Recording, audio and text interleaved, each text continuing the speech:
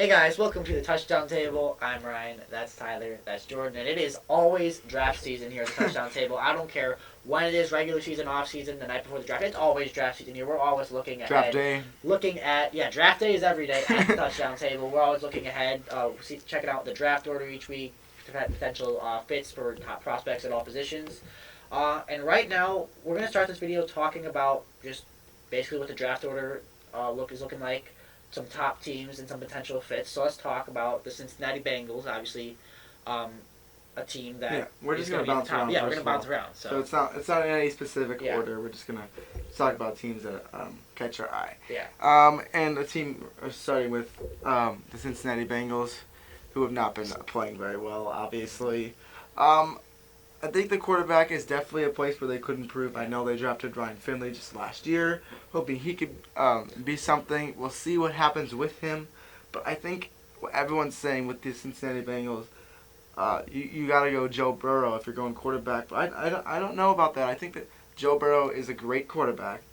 But there's guys that you could go out and get that could be a better help for your team, a better fit for your team. Guys like Chase Young. Especially at that number one pick, if that's where they end up. The thing with the Bengals, though, is they've never really had that quarterback that's been very great. They've had Andy Dalton for a while, and he was mediocre the whole time. And, I mean, we learned from this draft with Kyler Murray and then Nick Bosa what could happen with that, what decisions you try to make depending on how good of a player, as the Cardinals decided to take Kyler Murray in front of Nick Bosa, and Nick Bosa is doing some really good things right now. Yeah, he is. Kyler Murray is playing better as the weeks go on. He's been looking good. It's not. I wouldn't call him a bust even for a first pick of the Yeah. draft. He's been doing just fine. Yes. That's next year. So the thing is, for the Bengals, they just need to rebuild, and it depends. I was talking about this last night with someone. It depends on what happens with Ryan Finley. Tyler talked about it for a second. If they like what they see from him, okay, just go out and start with the defense. And the defense wins championships, as I always say. Pick up Chase Young. He could be a guy who really changes the tide of that team. But if Ryan Finley is not able to do things, you need that quarterback. So you find the best guy, whether you want to blow for Burrow, whether you want to take for Tua, or whether you want to get Justin Herbert. We were about to say blow for Joe, and then you change it to Burrow. Yeah. Blow for Joe. Yeah, there you go. It's and then just another thing about the Bengals. I want to say a couple things. I really think that whether it's a trade that happens early in the offseason or on draft night, I think that it's very well possible that the Bengals have multiple first-round picks by the time we get to this thing, because they have guys that they can trade if they want to rebuild, which I hope that they want to, because it's not too well right now. You look at maybe they try and trade A.J. Green or one of those guys in the defensive front to get another first-round pick, because I really think you mentioned there's Would multiple ways A.J. they Green can go for a first-round pick, though? That's the thing. I know, but they could maybe say AJ Green in the fourth, or Yeah. we don't need to go into logistics, but that could be something they could try to do. Maybe get a late first rounder. But I think if the Bengals are going to go quarterback, which I think until Ryan Finley proves that they don't need to, I think quarterback is probably the front runner for position taken here. I think you got to pick a guy who's a winner. We got the college football playoff in a couple months here, so I think they're going to look for a guy who's a winner. Because you look, Andy Dalton, he's solid, but they couldn't win in the playoffs. They couldn't get that big marquee win. Like, seriously, for, as long as I've been alive, they've been getting to the playoffs, missing, getting to the playoffs, missing. It's just been this, football mediocrity. They haven't gotten that deep playoff run, even though they've had some really good regular season teams. So they need to find a guy who could be a proven winner. And I think right now, the guy who's doing that the most is Joe Burrow, just because of the way he's gone on the road, beaten good teams, put up those points. But it's definitely something to watch for the Bengals and this 2020 QB class. As we progress through the college football season and NFL draft cycle. But let's look at another team that probably won't be going quarterback. Let's look at the Washington Redskins, because I think there's several ways they can go. So let's see what we think about that. Yeah, and as the draft always does, it depends on which players end up falling to them. But the Redskins have Dwayne Haskins. They're going to stick with him for the rest of the season. So we'll see how that goes. And as long as that doesn't go way, way downhill, you don't expect to see another quarterback. There should be They're no really reason expecting Dwayne Haskins. There's not 32 Cliff Kingsbury's in the NFL. Yeah, there you go. So they're probably at this situation. They could probably, if Chase Young's there, they're going to take him. I mean, if they didn't take him, then that would just be pretty stupid as of right now, in my opinion. Mm-hmm. But the Redskins, they've always needed a receiver. And they do have Terry McLaurin, who's been doing pretty good this year. But they want somebody else probably who's going to be a really big help to Dwayne Haskins and a young quarterback. So they could go the quarterback position, maybe taking CeeDee Lamb or one of those top guys. But they could also go secondary. Maybe their secondary has been pretty bad as of lately as well, so they could always go to that position as well. Yeah, and one position you didn't mention that I just want to point out, you look at the left tackle situation for Washington, the that's situation with Trent Williams. By the way, we wish him a speedy recovery. Andrew Thomas. Yeah, I'm getting to that. Yeah, you look at Andrew Thomas. I think the whole table could agree that Andrew Thomas is a really impressive prospect right now. It's just he's looking really good. He looked like he could very well be a top 5 pick. You know, he's one of, if not the best offensive lineman in all of college football. In Washington, Dwayne Haskins is their guy. They got to protect him. So I think there's really 3 routes Washington can go with the first round pick. They could go, well, you guys mentioned Chase Young. You know, if he's there, he's as of We'll be on that team. yeah. You know, Not then. you Unless something know, really but changes. you know, Chase Young, best player available. But you mentioned the receivers, Terry McLaurin, promising young guy, but he's no Hopkins or Thomas or Julio Jones. You know, maybe they go for Jerry Jeudy or CeeDee Lamb, who I think is making this race for wide receiver 1 spot in the 2020 draft rather interesting. I think it's close. Or you could go with Andrew Thomas to protect your future quarterback's blind side. So they got a lot of routes that they could go. But another team I want to talk about, we're going to bounce around a little bit. Despite they did have a nice win against New Orleans, but one of the more disappointing teams in the NFL, the Atlanta Falcons, what do we think they could do if they have a high first-round pick? If they have a higher first round pick, where they are right now, considering they don't win games, I think they gotta go defense. Yes. The offense, I know they're not producing as well as we all thought they would, but they have playmakers on offense, and you can't deny that. They've gone out in these past couple of drafts and got offensive players. They went all offensive line in the first round last year. Offense. Offense. They Bringing got that back. Calvin Ridley, just a little couple years ago. Calvin Ridley. They got Julio Jones, of course, Matt Ryan, Devonta Freeman in that backfield. This offense is loaded. They got to go defense. And there's a couple guys that come to mind. 2 specifically, maybe 3. I don't know if they'll be there at the time. I would say it's either Jeffrey Okudah, Grant Delpit, or AJ Epinesa. Yeah. At that point. Yeah, and I just think it's interesting because Delpit is a safety, but you look at Keanu O'Neal. He's battled some injuries, but he's a promising young player. I think he's only 24 years old. So if he recovers, do they maybe want to go cornerback instead of safety, or do they want to pair Delpit with Keanu O'Neal? I mean, there's several else they could go with that, but I think it's almost got to be secondary unless there's an absolute steal like Chase Young somehow there when they pick. I agree with you guys completely. All right, and then another team, one of the most probably notable teams when it comes to, quote, tanking and looking ahead to 2020 draft prospects, although they got a couple wins. The Miami Dolphins, you know, they traded for Josh Rosen, but then they really did not try to... They didn't try with him. You know, if you're going to trade for that guy, at least see what you got. You know, they had him in, but I mean, even though he wasn't playing his best football, they didn't really give him like as much of a long chance. You got to give him some more games, like what the Washington Redskins are doing with Dwayne Haskins right now. Exactly. And before Josh Rosen even played a game in a Miami uniform, they traded away his best receiver and his left tackle. Receiver and left tackle might be the most important positions for a quarterback to succeed. The blindside protector and the number 1 wide receiver. So you can't, even if you put him in right now, you can't fairly evaluate him. You know, Josh Rosen is just... He's in a really unfair situation. He's in a terrible situation. And I really do feel for him because I think this guy has potential if he actually gets on a team that appreciates him.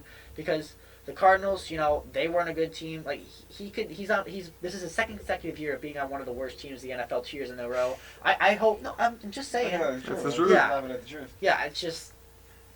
I hope he gets in a situation where he can succeed and where he's got weapons. So it'd really be a shame to see him traded again, but if Miami wants to do that, do they go for one of these quarterbacks? You know, we've heard tank for Tua for the longest time, but then Joe Burrow has stepped onto the scene. Justin Herbert is still a guy that I think is a very good case to be a top 10 pick, but they got 3 first-round picks, so do they maybe want to get a defensive player early, quarterback and receiver? Like, they could do so many things with these 3 first-round picks.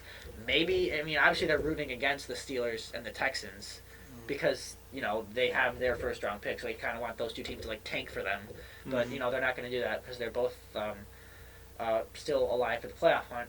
So, I mean, what can Miami do? What could be their strategy? Because this is going to be a defining night, this night in April, this draft night, this first round. It's going to be a defining night for really the next decade of Miami Dolphins football. That's completely true. I mean, sorry to cut you off, but Ryan brought up an absolutely great point.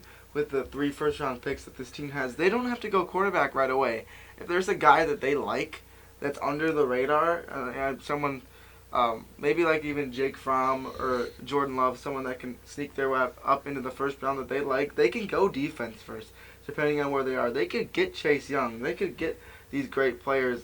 They could replace Minka Fitzpatrick, who's now on the Steelers, with a guy like Grant Delpit, depending on where they are. I think to build this foundation of the team, you need to get players all around. You don't need to just focus on the quarterback, and especially with the draft with so many good quarterbacks in it. They can wait for their next pick to go and get a quarterback they want. Yeah, and I just want to bring up one more quick thing. You want to go? No, I didn't know. But one more quick thing, and then Jordan, you can say what you'd like to say.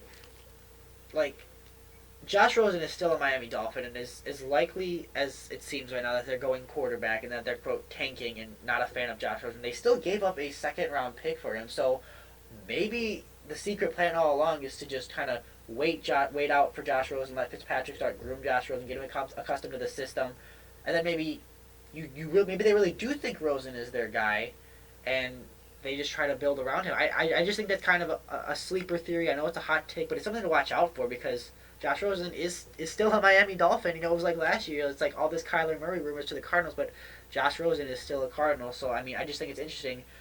Maybe there is a chance Miami doesn't take a quarterback. It's not likely, but I think it is a chance as long as Josh Rosen's on that team. I said last year, until a trade happens with Josh Rosen, I'm not putting Kyler Murray at number one in my mock. Obviously, that was the wrong decision, but anything is possible. So I think that's just a point to watch. That they could shape their franchise for the next decade.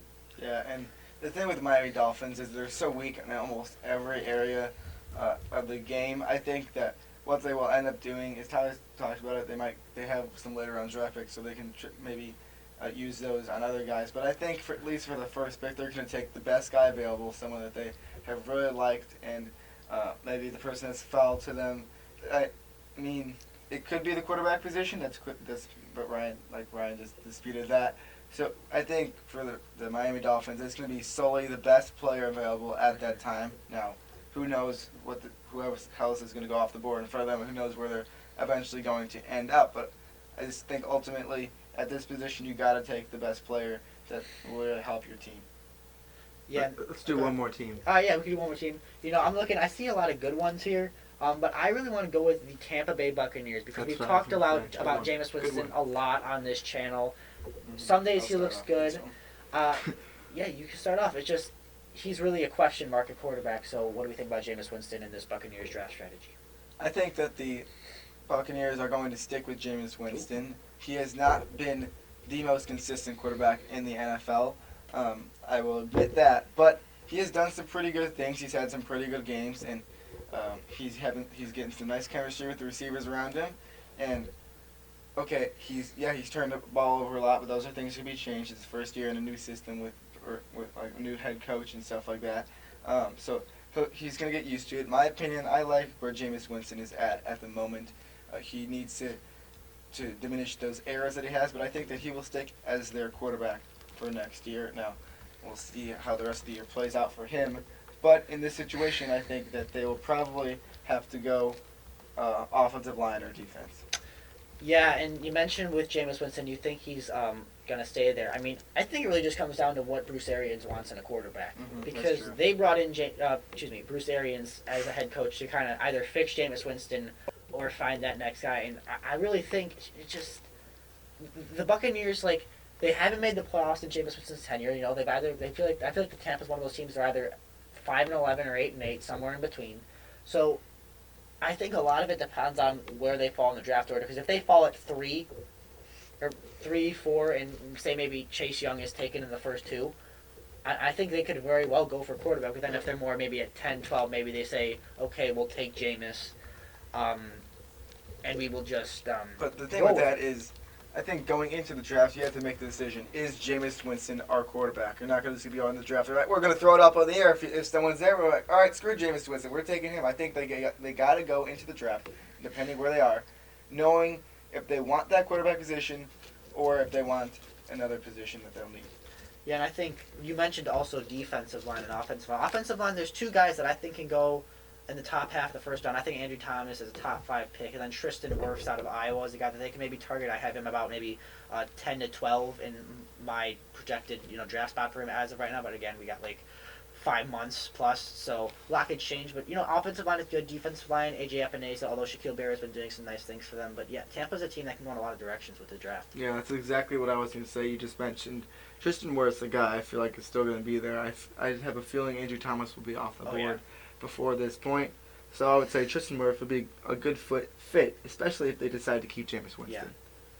Alright, so that's going to conclude our video. We just wanted to talk about a couple teams. Get ready for the draft. We're already excited. We're months away. I don't know how many days it is away, but we're still excited for it. We're all pumped. Oh yeah. And you're going to see some more draft videos, especially once we reach the offseason, which will be sad. I don't want the offseason to come, but it will. Offseason is a draft spam. Yep. The offseason will inevitably come. And if you want draft videos, they'll be here all the time. Thank you guys for watching this video. Let us know if you want to see more college videos. Make sure to like this video, subscribe, hit the notification bell, and we'll see you guys later. See ya.